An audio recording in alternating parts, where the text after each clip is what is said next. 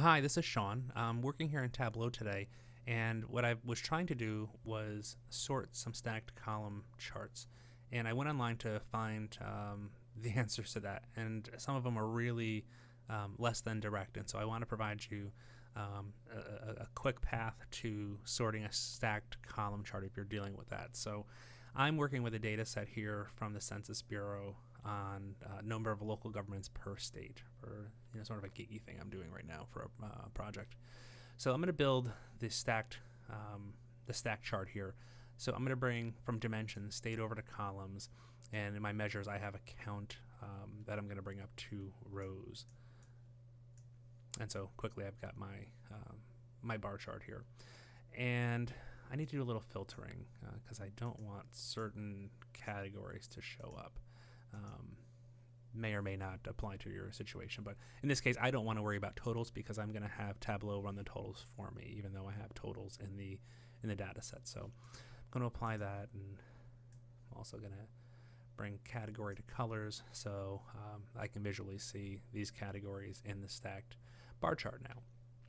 And so what I have here is, I can hover over and I can get the details on the individual data element. So here in Illinois, I can look and I can see that they have almost 1,300 cities or villages in Illinois.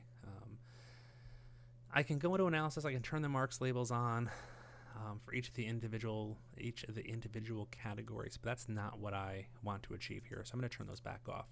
What I need to do is I need to put a total here into the chart at the end of each of the columns. I can do that by adding a reference line, and how I do that is I select the axis here, click on reference line. On a per cell scope, I want the sum count. It's already there for you, don't worry about it.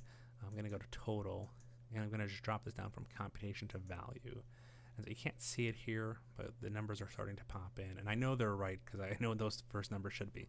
And they also look right because the numbers make sense in the chart itself. I'm going to turn this line off here. You'll see below the number between the end of the bar and to the number, there's a line. That's the reference line. I'm going to turn it off because I don't need that. I just want the value. So I'll just change that line to none. Hit OK. And I have a little bit of more formatting to do to tweak this. I need to rotate these lines around, so I'm going to right-click, hit Format, on Alignment, on Direction. I'm just going to change it to up. And so now I've got the values where I want them. This Illinois number is fallen inside the chart. I could change that by editing the axis to just bring this upper limit up. I'm not worried about that. But what I am worried about is trying to sort these totals. Now, without having to get into calculated fields or parameters or anything like that, the real quick way to do that is that once you have this reference line and you have that total at the end, click on the total, come up here to the sort. You can do it ascending or descending. I'm going to do it descending because I want to show